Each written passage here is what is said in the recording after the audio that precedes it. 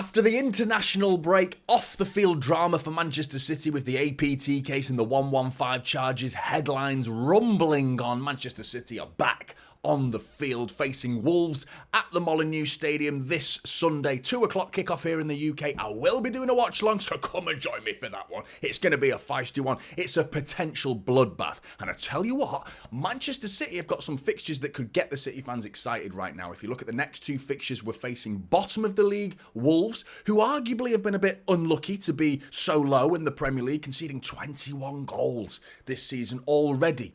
You know, conceding 6 to Chelsea, 5 to Brentford.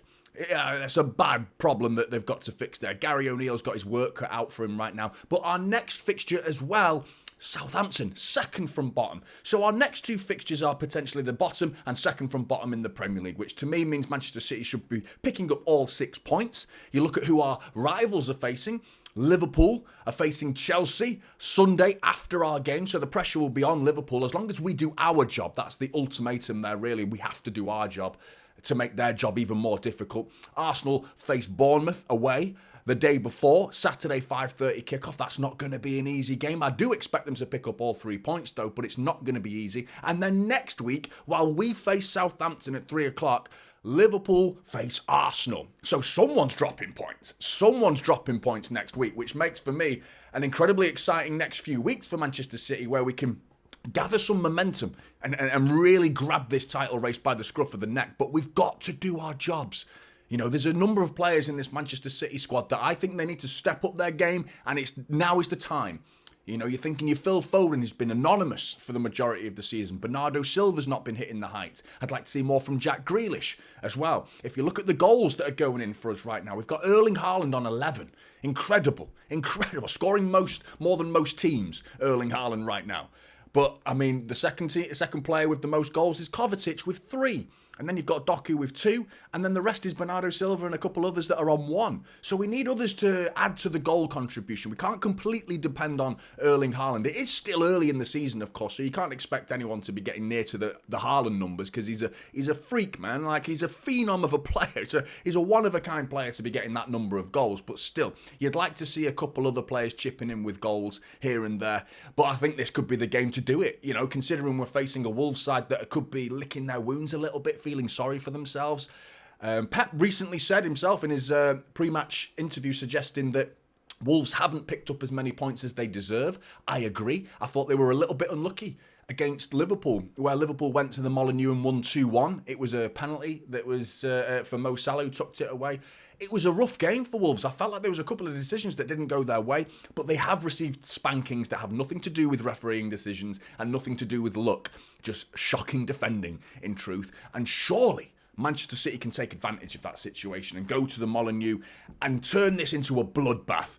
We have to get some goals to gain some momentum in this season and get some confidence, because although we beat Fulham, I wasn't filled with confidence from that game. I wasn't at all. I felt like there was a lot of moments in that game where we were seeing signs of last season, where we were susceptible to the counter-attack. And Wolves have a few players that are capable. They've been finding the back of the net reasonably well. They have been scoring goals, because although I said they conceded 5 to Brentford, they scored 3 in that same game in a pretty unbelievable, entertaining Premier League match. But still, you know, you expect Manchester City to be preferably coming away with a clean sheet and arguably looking at getting 3 or 4, maybe more. And I mean, if we can go and get a couple of goals in the first half, that's what I see City doing. I see us, Wolves' heads will drop. We can take control of this game and dominate and arguably go and get, 4 or 5 potentially. And I really think this could be the game to gain some confidence. But like Pep said, there's been a bit of unfortunate fixtures. I mean, they have faced 4 of last season's top 6 sides already, and the other 2 games were Newcastle and Brentford, who are 2 incredibly difficult sides to face, even though they are outside of the top 6. Well, they were last season at least. So their 6 fixtures have been pretty rough, and they're about to face the 5th side out of last season's top 6 in Manchester City. So it doesn't get any bit better for Wolves. But, I mean, they could call this a free hit. They're not expected to get even a point in this situation. So they can go in with a bit of free spirit play, just express themselves a little bit freely. Whereas Manchester City, they've got the pressure on. You're expecting Arsenal to get the 3 points against Bournemouth, so they could be top of the league. Pressure is on. But we can then win our game, silence the Arsenal fans, and pile the pressure onto Liverpool. And we've got to do that. And I think we will. I'm really confident we will. But yeah, let's have a look at the team news first of all. Wolves, Hwang Hee-chan, who was our downfall last season, scored at the Molineux for Wolves last season when we lost there, don't forget. He picked up an ankle injury in the international break. Mosquera and Kalajic and Gonzalez are the other three players that are still missing for Wolves. In terms of City, I think everyone was getting excited because of what Pep said about Kevin De Bruyne, and quite frankly, I'm sick of this whole dragging on Kevin De Bruyne's injury. I love the guy, but the best ability is availability. And Kevin De Bruyne is very rarely available nowadays. Last season, 2/3 of the season out. This season already, the fixture list that he's missing, they're totting up. He's missing more and more games, and yet, sounds like another game. Pepper said he's not ready for this game either, so when will he be ready?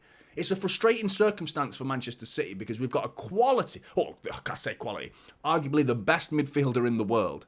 I mean, on form, not so, but historically, certainly going back to last season and even more so the season before that, sensational talent that most Premier League sides can't stop. With the idea of him feeding Erling Haaland, we're going to win most games if Haaland and De Bruyne play. The facts are that then he's not playing. And again, it's a frustrating circumstance for Manchester City fans because it's like, well, we need to be getting into the transfer market then because this guy's just never available. I love him. I want him to play, but he's just not available. We have to factor in the facts. He's not available, and it's devastating. It is. Nathan Ake was the other player that was supposed to be back. He is training, but not quite ready for this game, according to Pep Guardiola, the man himself. Pep has also said Brazilians. He quickly brushed over that. He said the Brazilians, they could be tired, apparently, so you might not see Savinho. I imagine Edison will be okay. Being a goalkeeper, you're not really required high energy levels, are you, in the bags? So, but yeah, Savinho sounds like on the bench for him. And he said Manu as well. It was his day off, which is Manuel Akanji. Again, someone who has to play. For me, our best defender so far this season, arguably the last year and a half, Manuel Akanji is absolutely sensational.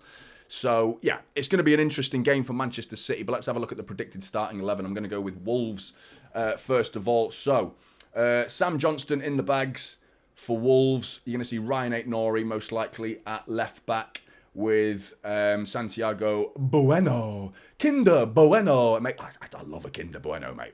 Got a 20-pack downstairs, mate. I've been boshing him lately. Every time I see that name, I go and get myself a Kinder Bueno. Semedo. Nelson Semedo at right back and Totti Gomez, the other centre-back, to complete the back four, which will probably become a bit more of a back six on occasions in this game. In front of them, I think you're going to see Mario Lemina and Andre, the new Brazilian, who looks pretty tidy, 23 years old, looks pretty good. And João Gomez in front of them, but I take that lightly, the word in front of them, because I imagine he's going to be dropping quite deep in this game. On the sides for Wolves, I think we're going to see Bellegarde, who could play on the left, could play on the right. The same for Matheus Cunha, who has been finding the back of the net this season for Wolves. Could be on the right, could be on the left.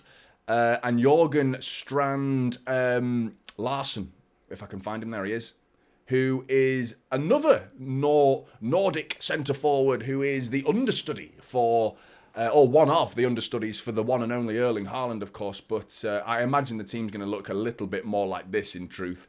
They want to plug up the midfield, don't they, Wolves? Because that's where we're most dangerous. If we can get balls in between the channels, finding those inner channels through the middle of Wolves, then we're going to rip them apart. They have to force us out wide, as most teams do nowadays. So I imagine João Gomez, even though he's number 8, he'd probably, on paper, start behind Larsen.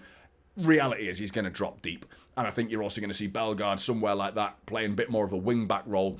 And this will be the system that Manchester City face, with Bellegarde and Cunha offering Semedo and Aït-Nouri a little bit of support on those sides of the pitch to double up on whichever wingers we go for. But on paper, I think the Wolves side will look a little something like this. Manchester City. Even though Pep said the Brazilians, I do think Edison will play. And I think he'll be in the bags for Manchester City. Manuel Akanji had a day off. I think he's going to be thrown in as well, even though he's had a day off. I think he'll have to play. You could see John Stones down. I wouldn't have a problem with that. But I do think Manuel Akanji's just leagues above most of our centre-backs. Gvardiol going forward has been sensational, but the full package of Manuel Akanji at the minute is just brilliant. Absolutely brilliant. Diaz in the middle. Gvardiol on the left.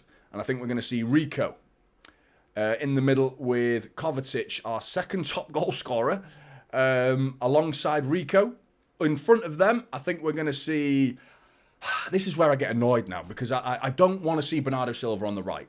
This is going to be what I think Pep's going to pick. So this is my predicted starting 11, but ideally I want to see Bernardo Silva in the middle. I don't think Gundogan's been playing well enough. I think he's another player that's been playing below the standards we expect of the players that we've got. Bernardo Silva's going to waste on that right side of the pitch. I think Phil Foden's not been firing on all cylinders. I think Gundogan's return has been, polite way to put it, is a little bit underwhelming, in truth. We need to see more from those three players in particular, and I have a funny feeling that all three are going to be on the pitch starting the game against Wolves.